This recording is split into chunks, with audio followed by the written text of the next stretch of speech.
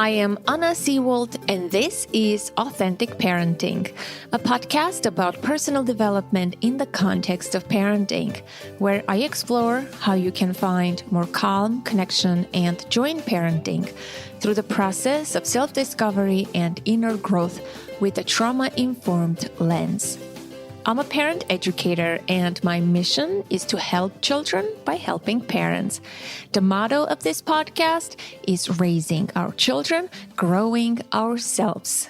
Today, the power of vulnerability to create intimacy.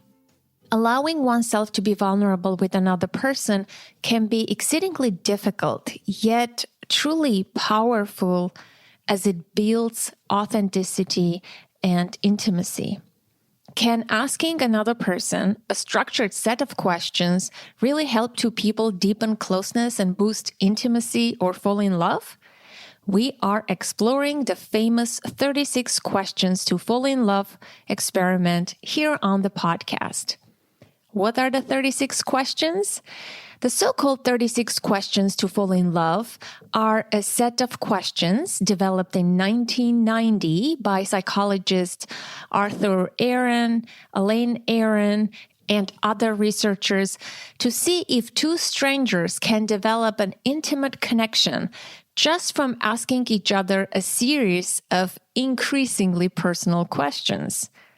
The 36 questions in the study are broken up into 3 sets, with each set intended to be more probing than the previous one.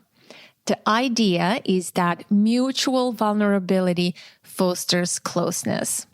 And to quote the study authors, one key pattern associated with the development of a close relationship among peers is sustained, escalating, reciprocal, personal self-disclosure. I wanted to explore the questions with my dear friend, Christy Lorisella, here on the podcast for 2 reasons mainly. Number 1, to see if the questions will truly bring us closer. And number 2, I wanted to show you how it's done and offer you a model so that you can give it a try in your own life. Christy Lorisella is a licensed clinical social worker in a private practice here in New Jersey. She has appeared on the podcast with me several times, co-hosted the show, and I will have links to her episodes in the show notes. I have to say, while I was familiar with this experiment and I knew about the questions, neither I nor Christy looked at the questions ahead of time. We wanted to create a real, authentic experience. We did learn new things about one another and discovered some things that we did have in common, but we had no idea.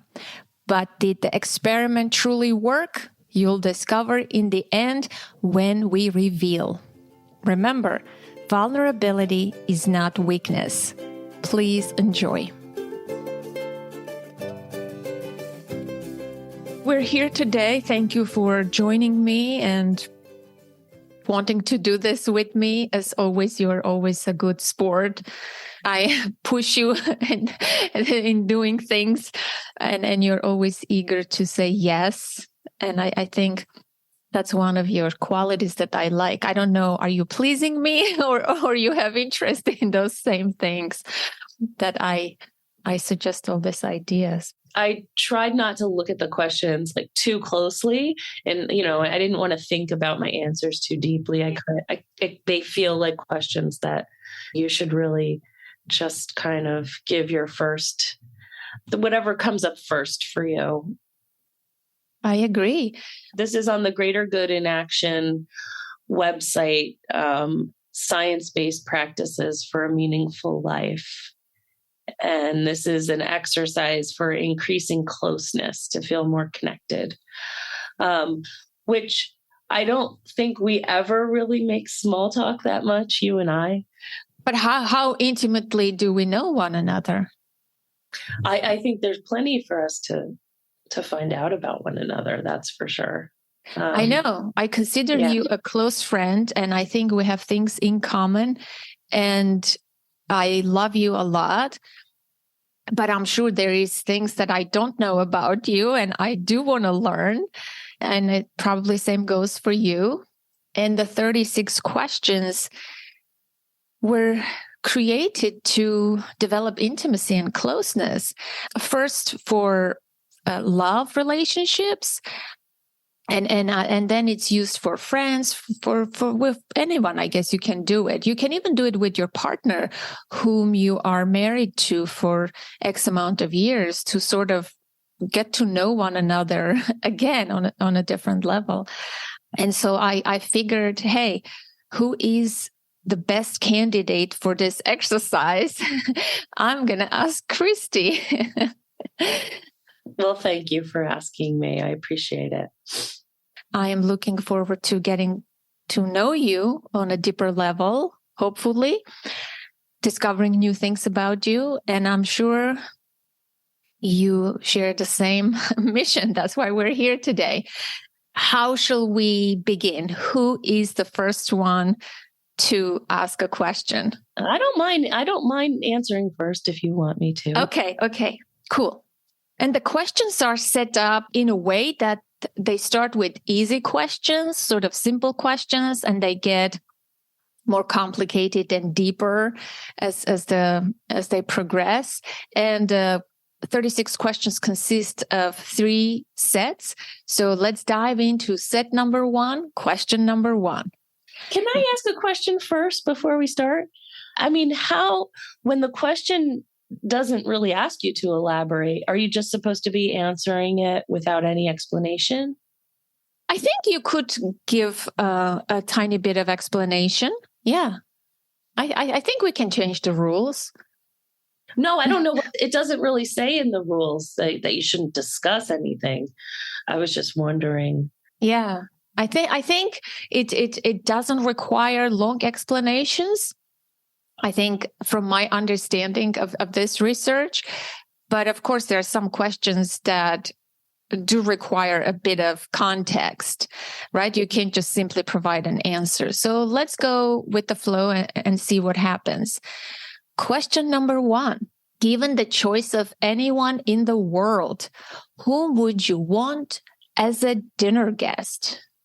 I don't know why my mind immediately goes to Oprah Winfrey. I know she can, people have different opinions of her, but I think she would be the most interesting person to talk to.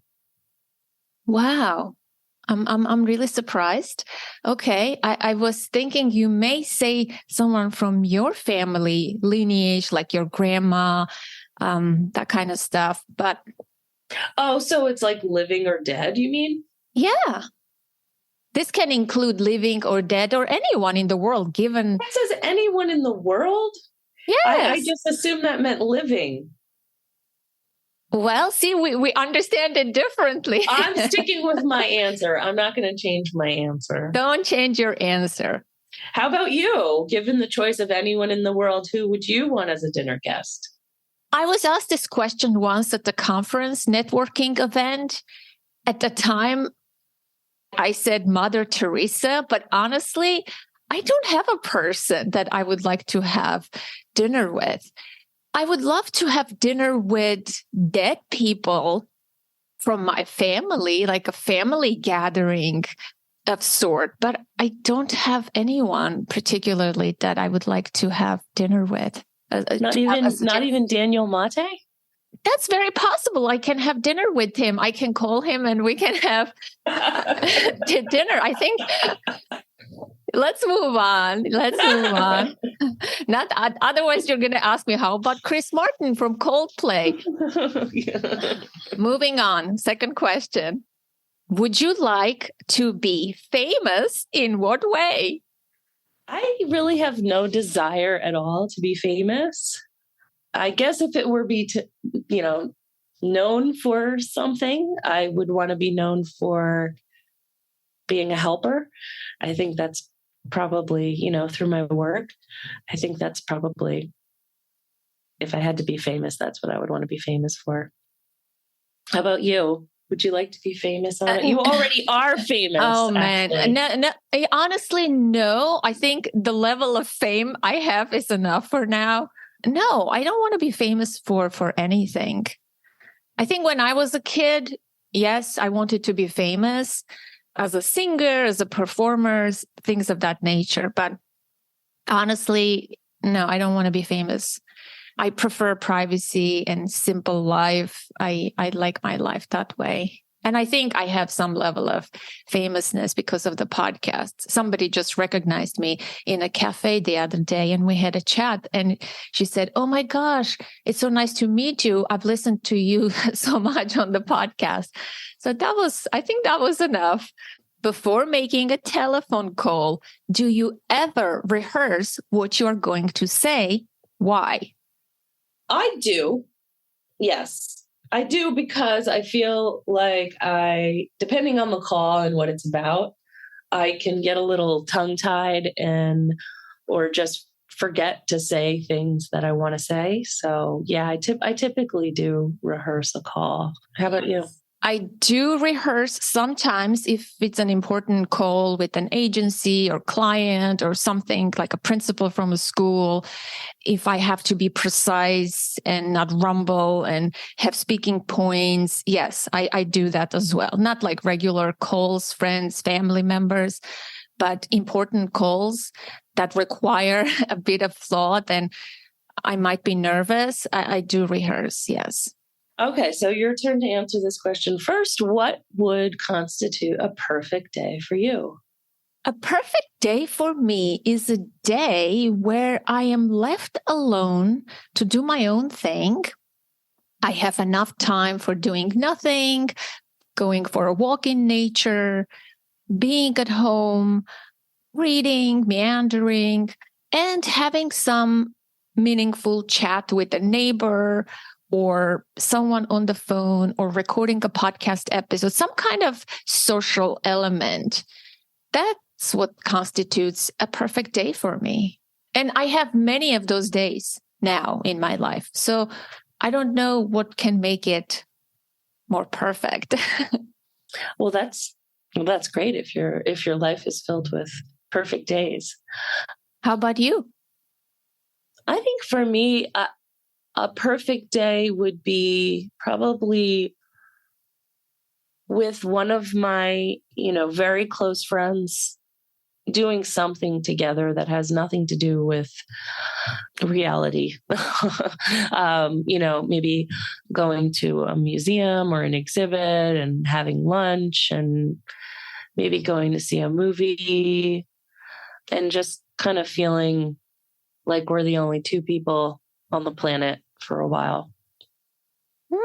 Pretty cool. Next question. Do you want to ask or shall I ask? It's your turn to ask first. When did you last sing to yourself or to someone else? I think I probably last sang to myself probably while I was like in the kitchen washing dishes, which happens pretty regularly, or when I'm in the car by myself. Really? I didn't I didn't know that about you. That you sing in your car. Yeah. Well, I was a singer in high school and college. No way. So, yeah. Wow. I didn't know you could sing. This is something I just discovered about you. Yeah, I was a music kid in high school and college. I was in the choirs and musical theater and did that through college. Wow. What kinds of songs do you sing to yourself? I know this is not part of the questions, but just songs on the radio or, like I'm a fan of Lady Gaga. I don't know, or Carole King. I'm not very discerning. I'll sing whatever song I know the lyrics to. Wow, pretty interesting. And then I probably sing to Zan every day. We usually sing to each other, making up funny. We kind of sometimes cut through some tension. We make up funny songs that we sing to each other like we're in an opera or something. Like, you're driving me crazy. Love that. Love that. So I can answer to this question too. I sing a lot to myself, not to people in front of people, but I can sing. I have a singing voice, and I wanted to be an opera singer when I was a kid. See, and I used to annoy my brother with singing opera and, the same type of thing that you do with your son. And my brother would get very mad. And so that was my secret weapon to annoy my sibling. I do sing to myself a lot. And the last time I sang to myself was this morning. And it was an Armenian song turned into a remix version of a song that I used to like when I was a young adult. A romantic song that is turned into a dance version. We're both singers. Who knew? Who knew? Wow, we're discovering things about one another. Question number 6. I have to ask you now. Okay. If you were able to live to the age of 90 and retain either the mind or body of a 30-year-old for the last 60 years of your life, which would you want? I would prefer to have the body of a 30-year-old. If I'm going to live up to 90, I better be in good physical shape so that I can enjoy my life. I'm going with that. How about you? Yeah, I agree. I think though there could be like a decline in the mind over 90 years, it doesn't necessarily mean that you're going to get dementia or be completely feeble. So the physical body, I think, is probably the best choice. Yes. Do you have a secret hunch about how you will die, Anna? No, I don't. I have fears of dying, but I don't have a secret hunch. How about you? Yeah, I don't have a secret hunch, and I do have a fear. Question number 8.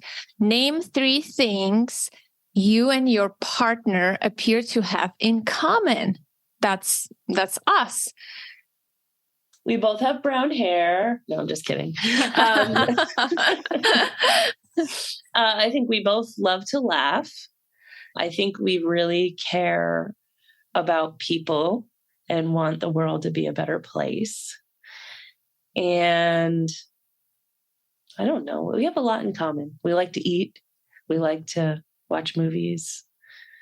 I think we both have the singing, appreciation of music in common, sense of humor, a sharp sense of humor, a distinct type of sense of humor. And we both love nature and the outdoors. I'm going to go with those choices. Number 9, your turn. For what in your life do you feel most grateful? I feel grateful in general. I'm a very grateful person. So this is a hard question for me just to choose one most grateful thing. But I'm going to go with for being alive and having a healthy body, healthy body. That's what I'm going to go. Having all the senses so far. How about you? The first thing that came to my mind was all the people in my life, my friends and family. But I guess I'm probably most grateful for having a purpose, having lots of things to get up for every day and be excited about. Nice. Question number 10. If you could change anything about the way you were raised, what would it be? Oh, great question.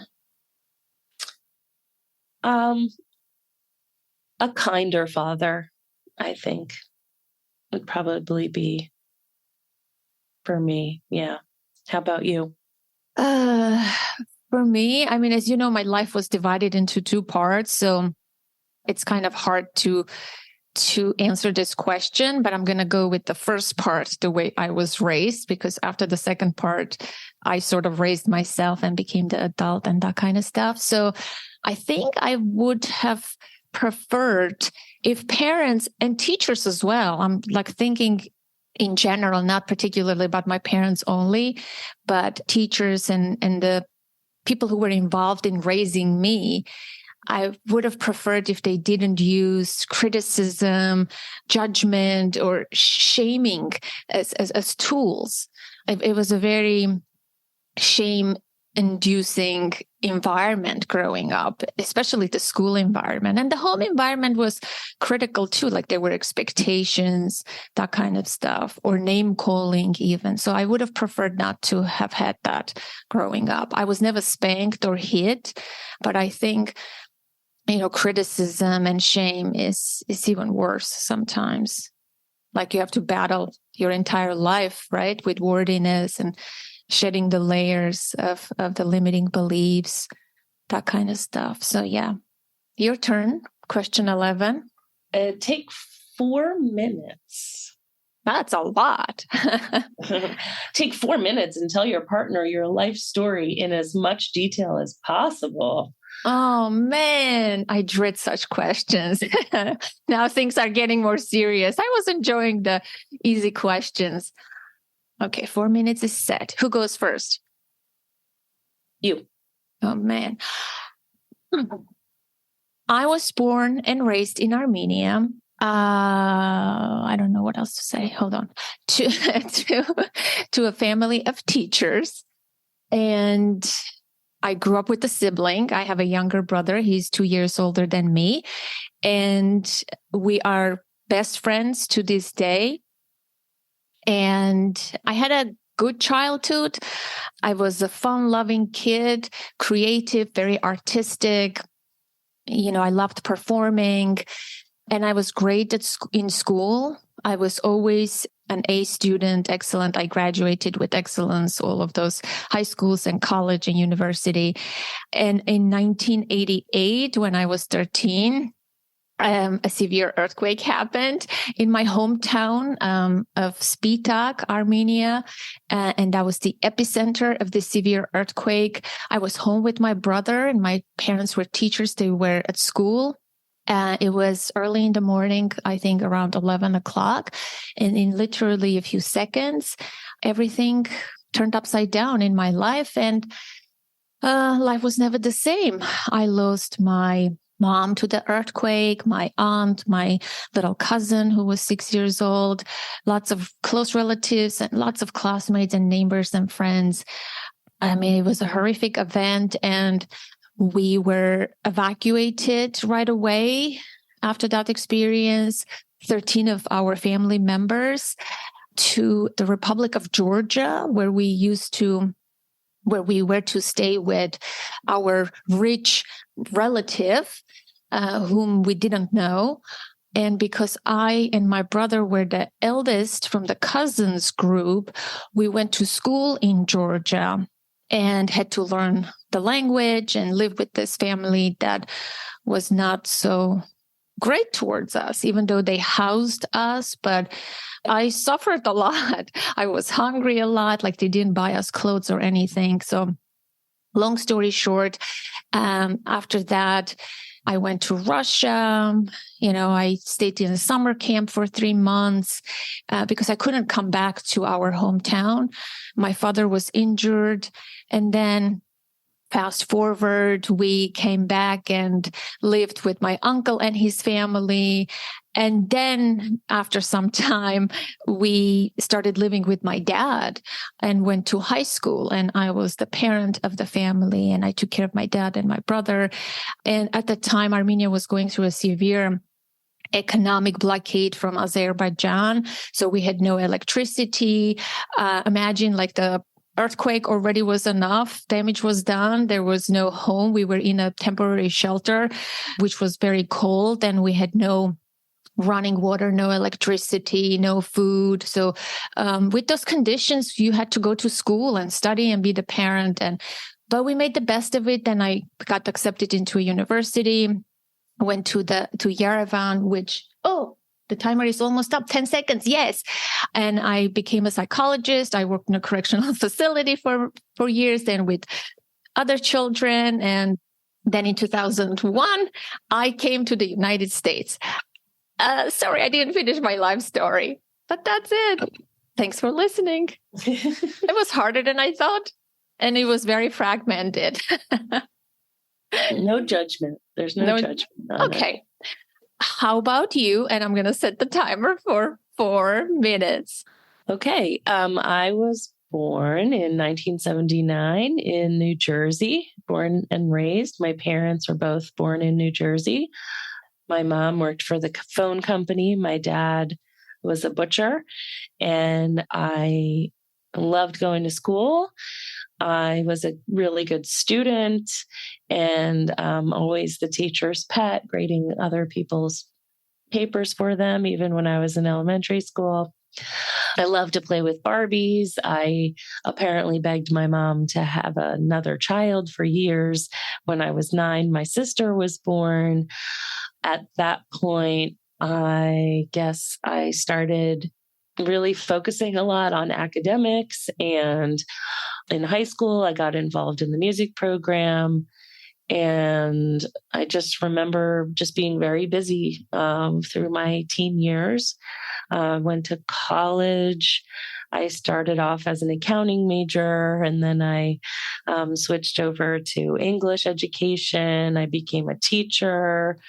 I taught in Puerto Rico for student teaching, and that was really wonderful. After I graduated from high school, I got a teaching job. I taught for a year. I was teaching high school seniors, and it was a very cool job. I'm still friends with some of those kids. And then after a year of teaching, I decided I needed to take a break. And I moved out to Wyoming with some friends, and I lived there for a year, and I learned how to ski. That was when I started becoming interested in photography more. I had taken a course in college on black and white photography. But when I came home from Wyoming, I studied photography at the International Center of Photography in New York City. And I did black and white film photography for a couple years. I met my husband. I went back to teaching. I started doing professional development for teachers and running retreats for teachers. And then I got pregnant with my son. I became a birth doula and a health coach. And then I went back to teaching when he got a little bit older. And then I left teaching again, and I went back to school to be a social worker. And now I'm a therapist. Wow, you finished and you still have 57 seconds. Oh, okay. Cool. Do you want to add anything or? Tried to do the overview. No, I mean, that's pretty much it. I mean, those are the major marks on my timeline, I think. Cool. Let's move on to question number 12. If you could wake up tomorrow having gained any one quality or ability, what would it be? For me to more consistently remain in the present moment. Very serious. For me, it would be teleporting. I would like to be able to teleport, close my eyes and just find myself in a different place and go places like that. That was my dream since I was a kid. Yeah. Moving to set number 2, I guess things are getting more serious. The fun questions are over. All right, I'll ask you. It's your turn. If a crystal ball could tell you the truth about yourself, your life, the future, or anything else, what would you want to know? Nothing. I don't want to know anything, especially what illnesses I'm going to get, or how am I going to die, or how long I'm going to live. I don't want to know anything. How about you? Yeah, I don't know. That's a hard one. I'd like to pass on that one. Mm-hmm. Okay. Question number 14. Is there something that you have dreamed of doing for a long time? Why haven't you done it? I've actually dreamed of making a documentary film for a long time. And the reason why I haven't done it is because it's so hard to start, I think, for me. I have a lot of different ideas, and it's really just picking up and getting started. How about you? As you know, I am full of ideas as well. I even have a notebook. It says ideas. I dreamt of a few things that I started, but my problem was not the starting part. My problem is continuing the projects that I have started, because I get attracted to new ideas and if I don't act on the new idea right away while the iron is hot, it stalls. It's a great idea. And then I move on to the next one. And if I complete that new idea, then that other one is still attractive to me, but life is moving on. So that's my problem. Like, I started my book proposal, or I started the happiness cards, and I wanted to finish them by the end of this year, which I don't think I would be able to. I think the reason is me, my attractiveness to lots of ideas, or just having that dedication and commitment and doing the work, getting out of my own way. And of course, you know about my other idea that I'm dreaming about, the therapy-related project. That requires a bit of resources, money, but I'm committing to it for my next year's creative project. I think I'm going to do it. Question number 15. What is the greatest accomplishment of your life? I don't like these kinds of questions. I'm going to go with the podcast. I think it's a good achievement for me, because I started it and I'm committed to it and I'm continuing. And it gives me fulfillment, but it's also helping other people. I think it's a good achievement. I think I'm going to go with that. Or actually, I don't want to open a whole new conversation, but when I worked at a correctional facility, the children there were being abused. And this is where my passion comes for children and helping children, because the facility was being run by former convicts and like lowlifes, basically. And I was sent there by my university as an educated person, as a young professional, to make some changes. And that changed my life and the changes that I brought to that institution. And that's how I came to the United States, because I was recognized for my achievement. And I got a scholarship from the U.S. State Department to come and continue my graduate studies here.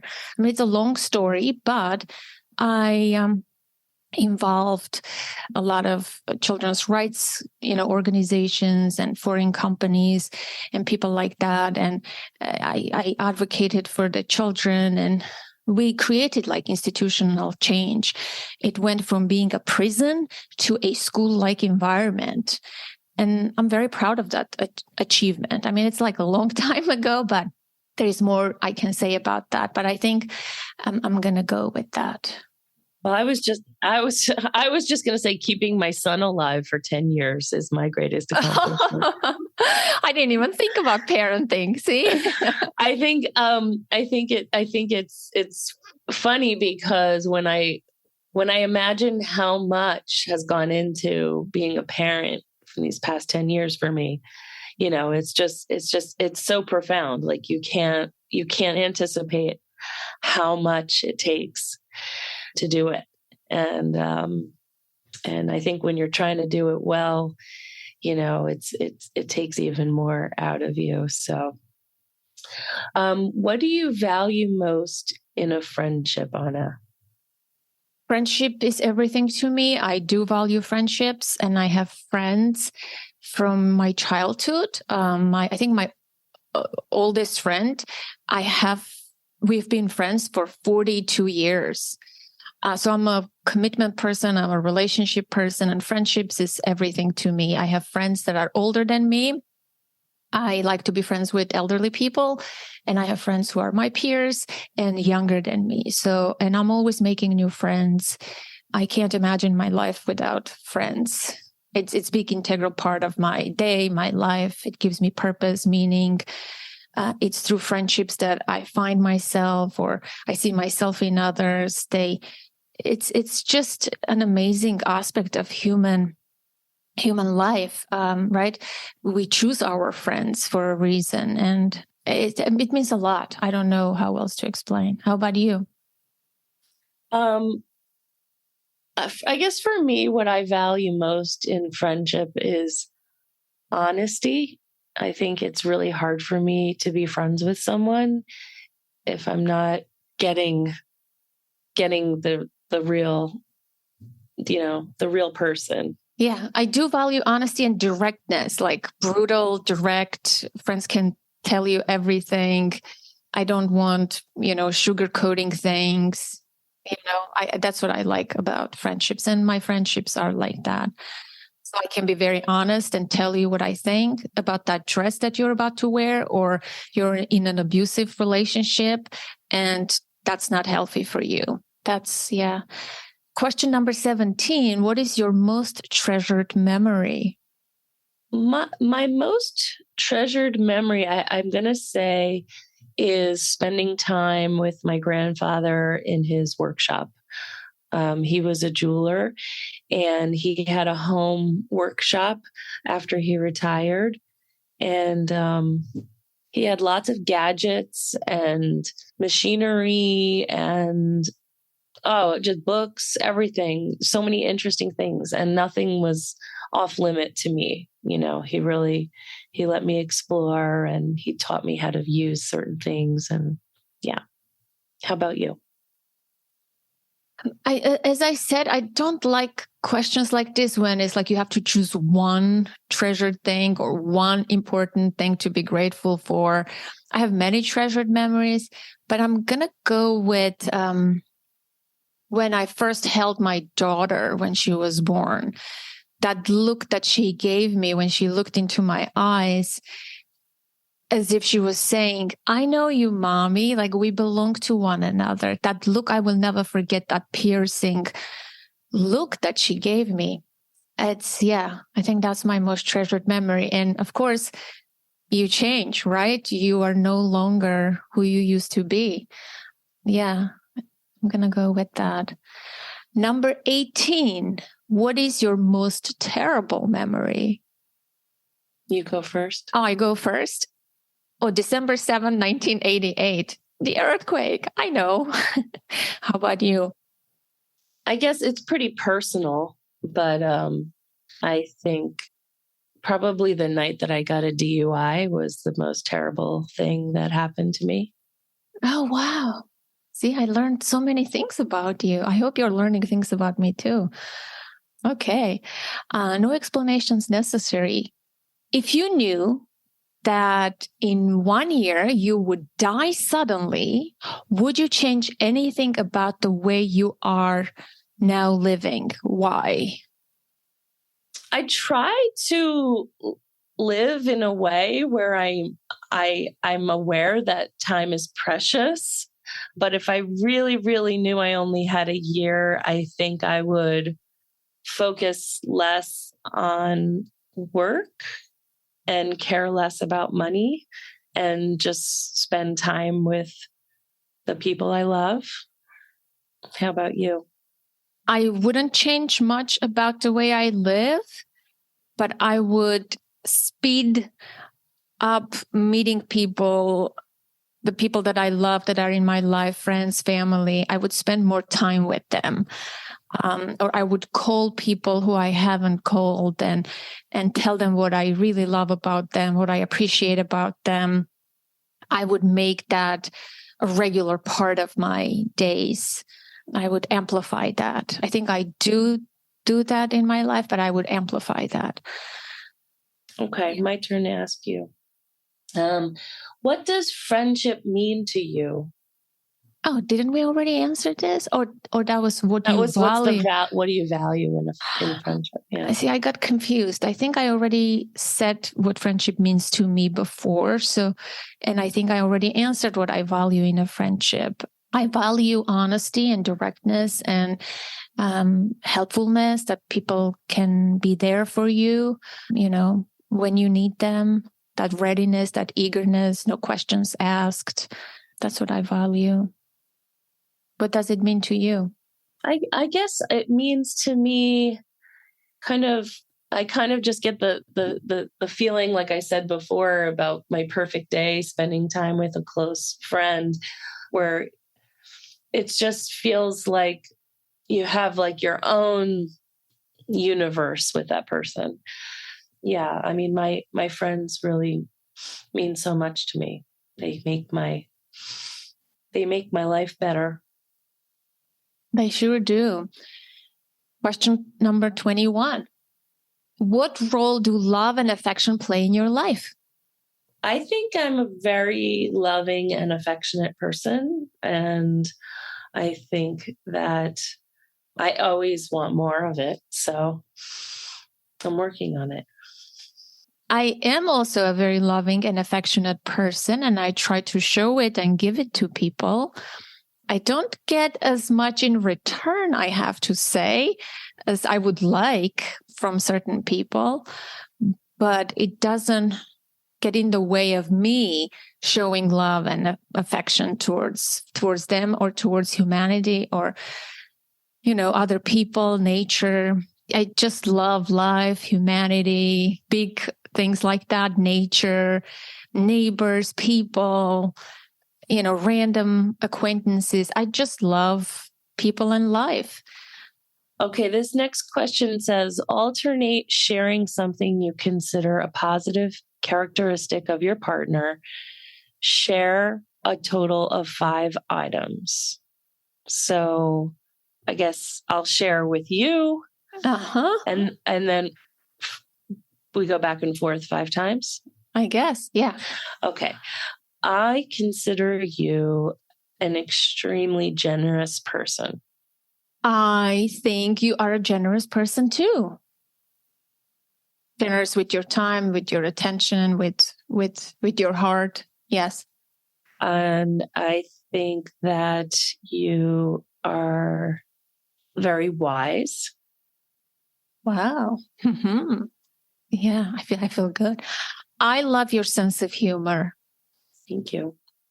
I think that you know how to have fun. I really like that about you.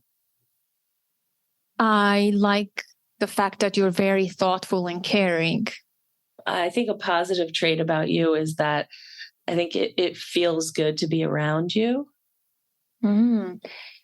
I love that you love art, poetry, and creativity.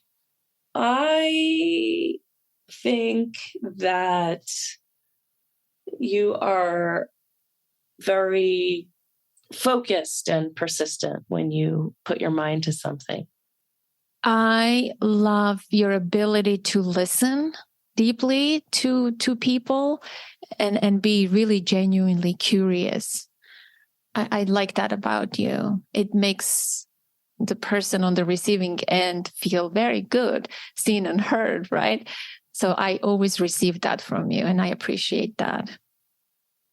Yeah, I mean, I can say more, but let's move on. Question number 23. How close and warm is your family? Do you feel your childhood was happier than most other people's? I feel like my family is close and warm. My one side of my family is especially warm and close. And a lot of people actually tell me and my family that they wish they were in our family because we all have so much fun together. I do think knowing what I know now about the world, I do think that my childhood was happier than most other people's in so many ways, even though there were really hard things that happened. And yeah. How about you? My family is very close and warm, most definitely from both sides. I come from a very close-knit, Armenian family where we don't have ruptures or people who don't talk to one another, anything like that, like dysfunctional relationships. All the cousins were like brothers and sisters, a very, very close-knit family, very warm. And as for my childhood was happier than most people's, I'm going to say no. I mean, based on the circumstances. No, it was not, definitely. Question number 24. Yeah. An interesting question for you. How do you feel about your relationship with your mother? Well, yes, it is an interesting question. I have a hard time answering this question, obviously, for obvious reasons.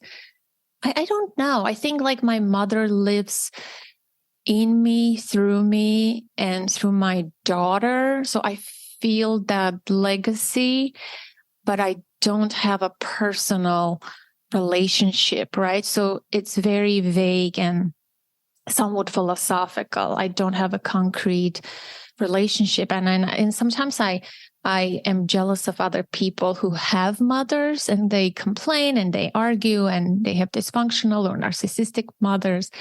So I will never know what that is like.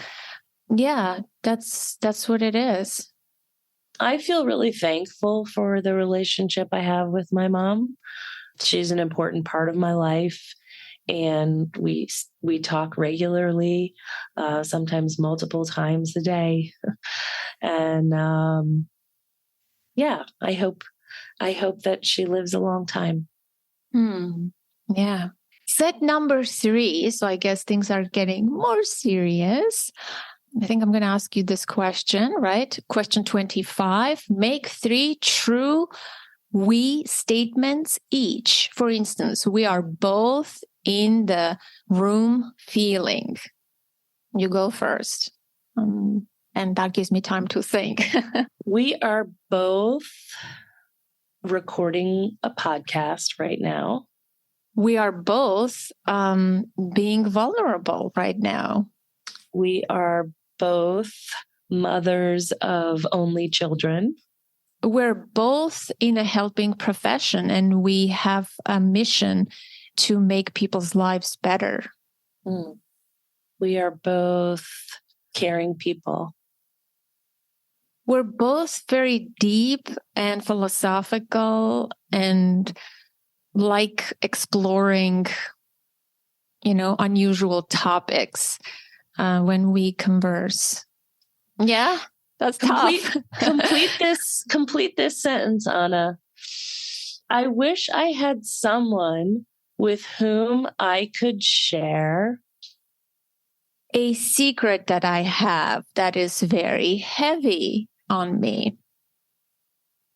I wish I had someone with whom I could share. I don't know. I'll skip that one. If you were going to become a close friend with your partner, please share what would be important for them to know. Oh my gosh. I think you are a very loyal person and you do value relationships. And I never felt tension or dysfunction of any sort in our relationship. And you should know that it's not because of me, right? It's because of you too. Just the way you are, the loyal, generous, loving, caring, present person that you are.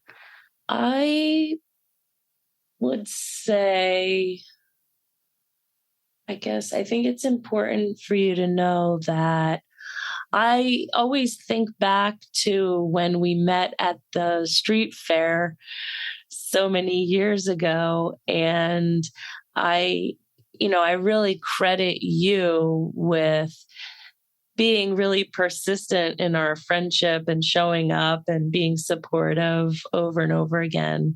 And I think we have a friendship because of, your real dedication to it early on. And I'm grateful for that. Thank you. Question 28. Tell your partner what you like about them. Be very honest this time, as if we were dishonest the previous times. Saying things that you might not say to someone you just met. Oh man, this is getting like hard and heavy. Is it your turn? I hope it's your turn. I really like your energy and your enthusiasm for life. I think it's infectious, and it's just so important. How your energy like exponentially gets like spread around the world with your podcast. I'm so glad that everybody who listens gets a chance to kind of meet you in a way. Well, I like your intellect. I like your sense of humor and your laughter a lot. And I feel that you get me. Not a lot of people get me. I can connect to a lot of people. I have a lot of friends, but I don't. But there's some people who just get me with my quirkiness, with my weirdness, with my awkwardness, and they don't misinterpret that. And so I like what you like about me and how you like me and how you get me, because that's who I am. And I love the fact that I can be myself with you and not censor myself and be authentic with you. Because with some people, I can't fully be myself, say the jokes that I want to say or the comments or the judgments, but with you, I feel like you understand me. So I really like that part about you, the way you see me and make me feel about myself, that I bring my whole self to the conversation. And even you understand my intellectual and, all those kinds of things that a lot of people don't get. I don't share everything with everyone. I have lots of friends, but I like to talk to you about those kinds of things because you get me. Number 29. Share with your partner an embarrassing moment in your life. I have a really embarrassing moment that happened to me when I was in high school. We were in a choir performance for like a community event, and it was in this big catered hall facility, and the mayor was there, and it was like a big thing, and I had a solo, and I was nervous for the solo, and it was it was the point in the show where I was supposed to come up to the microphone to sing my solo. And my heel got caught in like the carpeting of the riser. And I completely fell flat on my face in front of the mayor, at the mayor's feet pretty much. And I just stood up.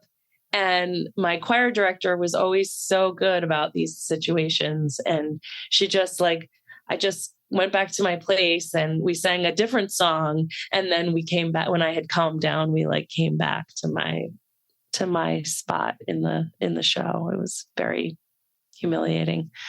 How about you? I don't know. I have to think about this. Nothing comes to mind at the moment. I have to really dig and think, and I don't want to waste time on this. I'm sure there are some embarrassing moments, but I can't think of anything at the moment. Sorry. Well, how about this? When did you last cry in front of another person? In front of another person would be when I was in Armenia with my aunt, with my brother, with my cousin. Like we cried all together. So that would be in front of people. And by myself, maybe several days ago, or maybe, in front of in the podcast too. When was the last podcast that brought tears to me? So that was a public cry too. Yeah. How about you? Well, I have to say, coming from a household where we all had the flu for the past week, there was a lot of crying. A lot of crying by myself, a lot of crying in front of other people. So, yeah. Well, question 31. We're getting to the finish line. All right. So, you asked me. Okay, sorry. I know. Tell your partner something that you like about them already. Oh my God. I'm going to say something different. I mean, because I said already so many things, I don't want to repeat myself. That you like about them already. This is hard. I like your ability to, like when you did the workshop for my live event, we sat down together and I said, I want you to do a workshop and this is my idea. And you listened, you didn't say anything. And then you went and you came back and it was just this amazing, super thing that you came up with and created. And it was so impactful for the crowd. That's what I like about you, that you can be creative and create something meaningful. Like I don't have to tell you what to do. This is not right. This is wrong. Like I can trust you fully. If I say, hey, Christy, can you do this? Can you come up with this? That's what I like about you, that I can trust you. I can trust your intellect and your abilities to do something, to produce something. Like that trust component, I think. I'm not going to be disappointed in it. It's there's a lot of people I can ask for something, but then I have to micromanage, remind, cajole, did you do this? This is not how it is. Oh my God, why did I ask these people? You know what I mean? I experienced that a lot, but you not only can do it, but you can even over deliver in unexpected ways. I think that's what I like about you. You can surprise me. So I trust that.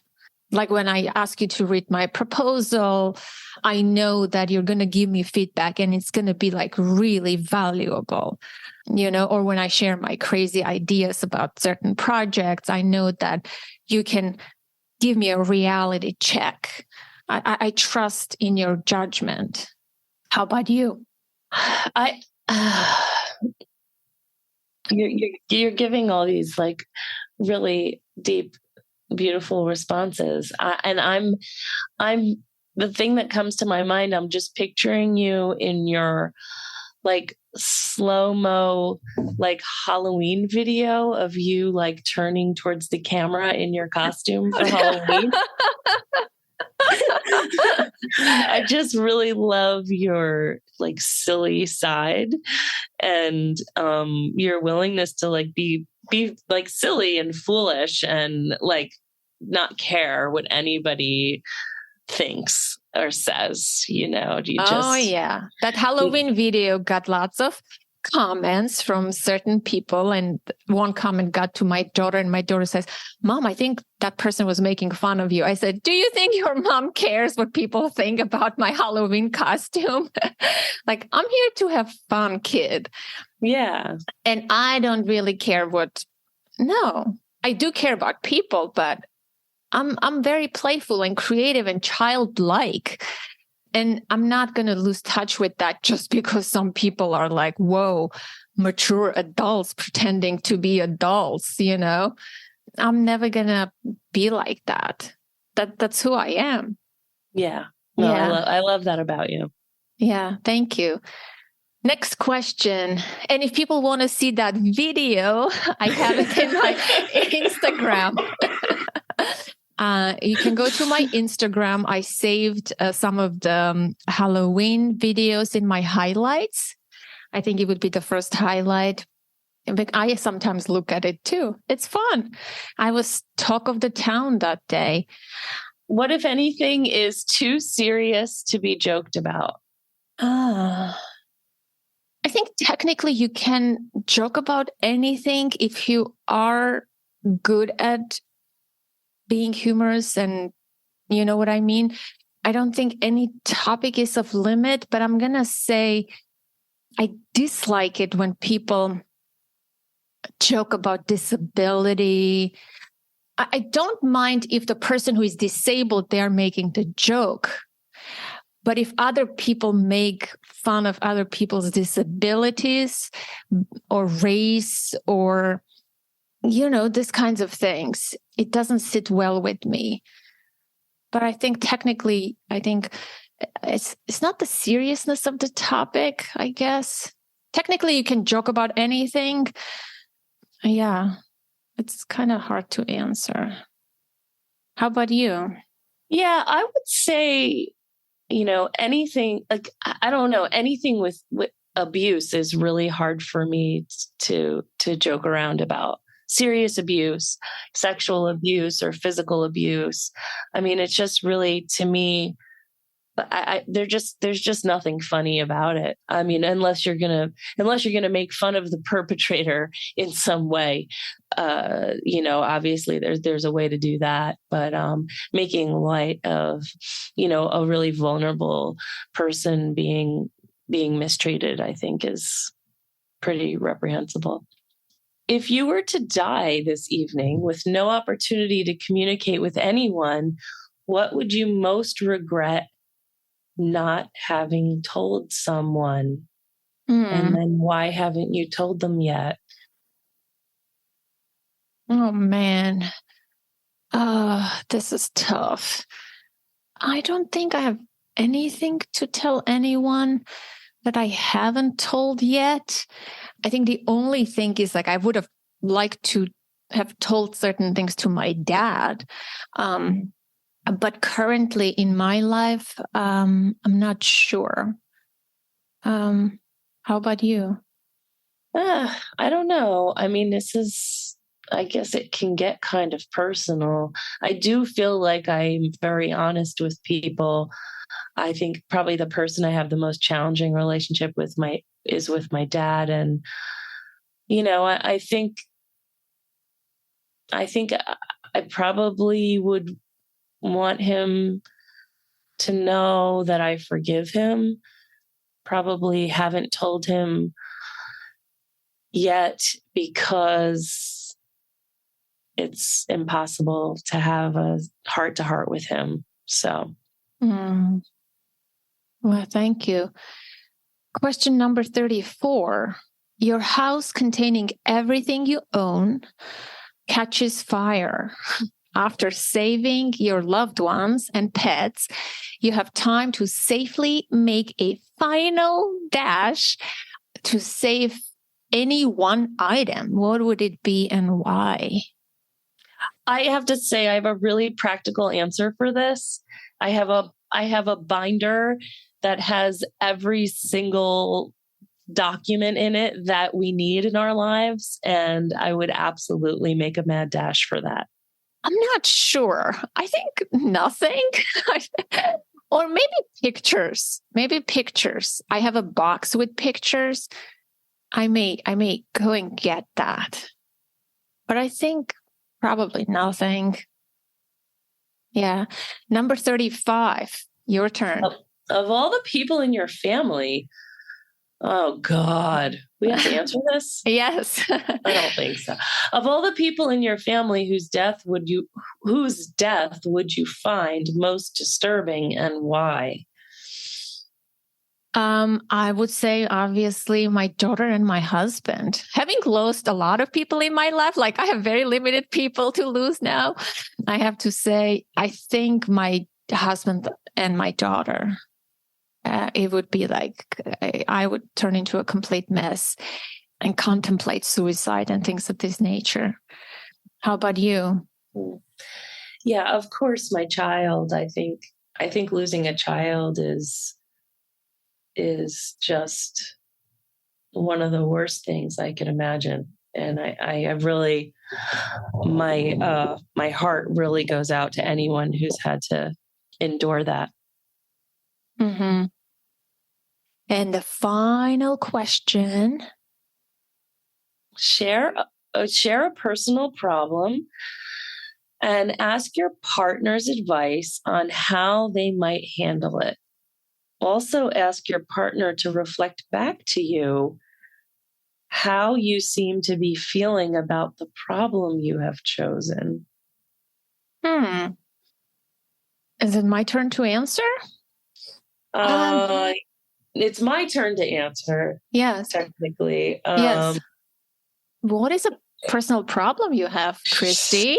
Let me hear. This is such a private space that let me think about this. I don't know. I mean, I guess how do you going, I obviously work on this personally, mm-hmm. but going back to what I said about my father, like, how do you, what's your advice to people who are really seeking like peace and closure in a relationship with somebody who's still alive, but makes it so hard to be authentic with them? It's just, what do you say? I say that you can first try to find that peace within yourself by doing your own work or healing and forgiving the person in your heart. And that may take time, and that's a process. And once you're clear and clean and at peace or at ease to a certain degree, you may never be fully at peace, but to a degree that you may be able to have a conversation with that person. I think at that point already, your perspective, I'm hoping, would be changed.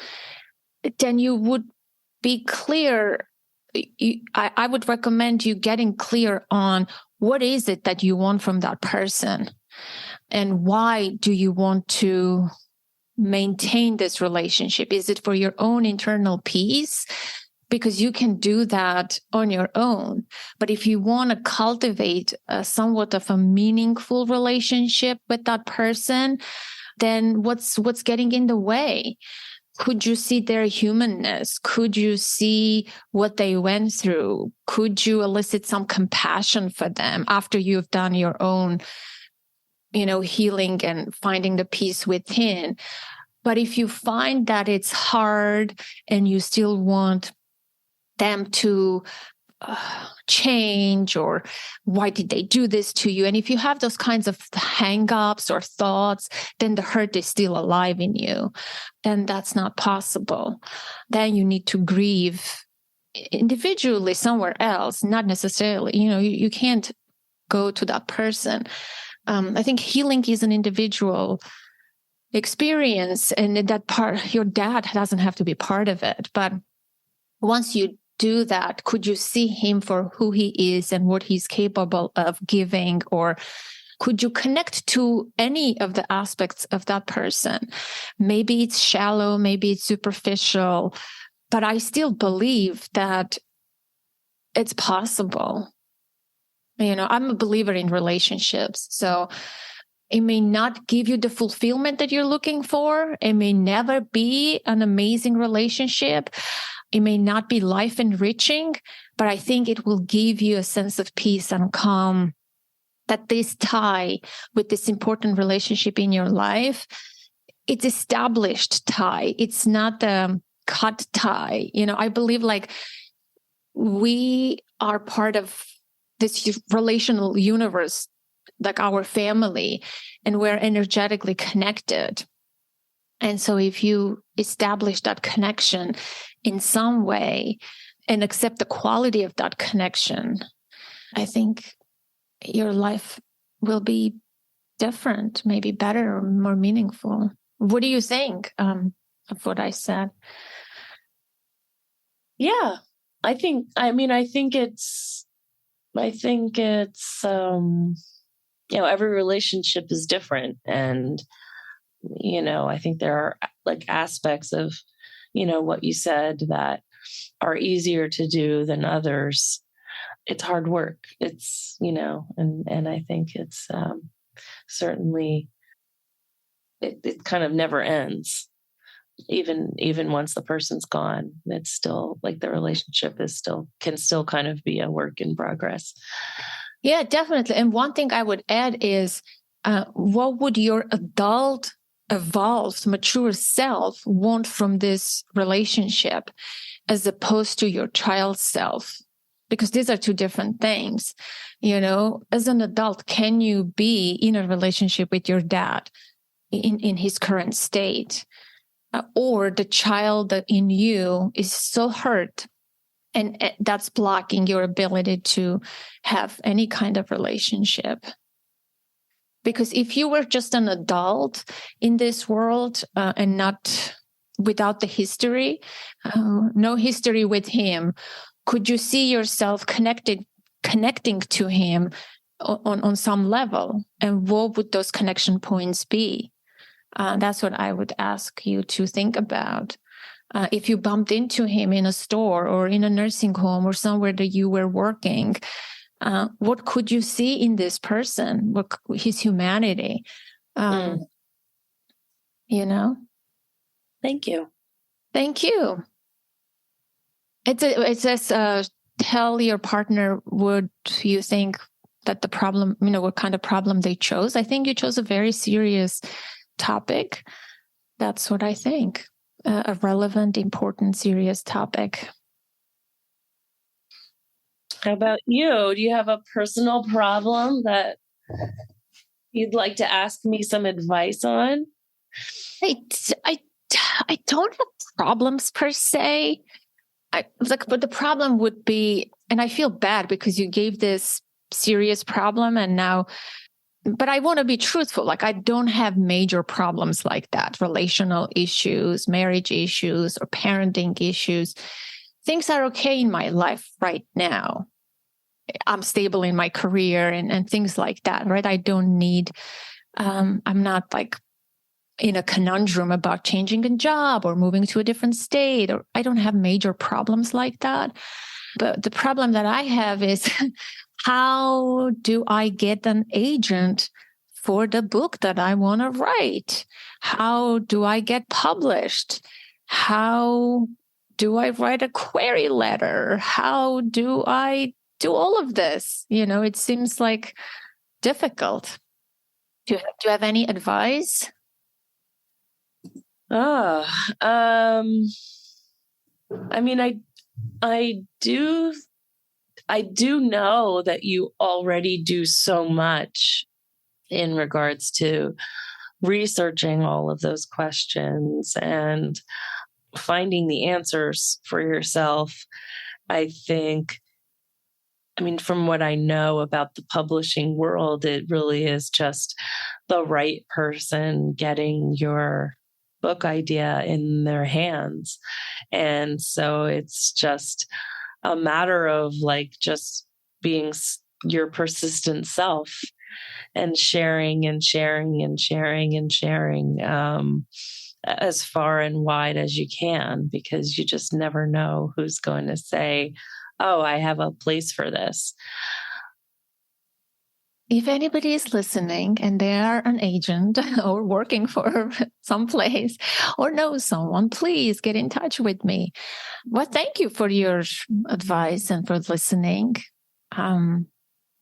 I know, I think just to finish that question, to reflect back to you on how you feel about the problem that you shared. I know how important it is to you, and I know how long you've been working on this book idea. And, I've been lucky enough to see, the evolution of the idea. And I know I really believe in you, and you just have to keep going. Thank you. I know. Do you remember the first time I shared with you about this idea? It was years ago. And finally, I have, I think, the right idea. It changed and morphed. Thank you so much. So that concludes this exercise, the 36 questions that can help you fall in love or create intimacy. What do you think? In a few words, do you think that you learned things about yourself, about me? Do you think that we became closer, more intimate? Do you think it added something to our friendship already? I think just having the space dedicated just to the two of us, I think automatically creates like a sense of like closeness and connection, and that you respect me enough to answer these questions with me and be honest with me. I do think it was a valuable experience. How about you? I do find it valuable, hard at times, but definitely helpful. I discovered new things about you that I didn't know for sure. Like you singing in the car, you even having a singing voice, having performed and having been in choir. I did not know that or expect that from you. That's one thing now we have in common. I discovered that we have more things in common than I thought we did. That's one thing I learned from this exercise. And I learned that, yeah, I like doing these kinds of things with you. It's fun. And I hope it was useful for the listener. And it was interesting for me to discover things about myself too, like how unable I am to tell my life story in 4 minutes. Like I need to work on my elevator pitch about my life. I think that was revealing for me, where I prolonged what stories that I lingered to. So I think that I don't have an embarrassing moment. Yeah, there were things that I would like to think about later on my own. Yeah, and just reminders of who I am. I think that was important too, just to talk about those things. I mean, we don't talk about these subjects often with people, but I think I've always liked, even as a kid, this is what led me to psychology, was the pop quizzes, pop psychology things, personality tests. I'm always, I love this kinds of stuff that you can learn about people and learn about yourself. And I hope people can use the 36 questions with their partners, with their friends, and try it for themselves and see if it will yield to more closeness and intimacy. So if I were to ask you, like on a scale of 1 to 10, 10 being the highest closeness level in terms of our friendship, did this test bring us closer, do you think, or we're the same? Did it add depth or intimacy to our friendship? What do you think? I guess I'd say yes, slightly more. Yeah, I have to agree with you. Yeah, like I discovered new things about you, but the tone of our relationship, the closeness that we have, I think I feel closer to you now, more definitely. And I think I do want to unravel things about you more now. There's always mysteries. Yeah. Thank you. Thank you. The other thing I was thinking is, because I'm curious to hear like what the listeners will think of this episode. I'm also really curious to hear if any of your listeners wind up using the questions with their partners or friends, because I think we might assume we know some answers to the questions. Especially when I think about doing this with my partner, I can kind of, I notice that I think I know what he's going to say to some of these questions, to a lot of these questions.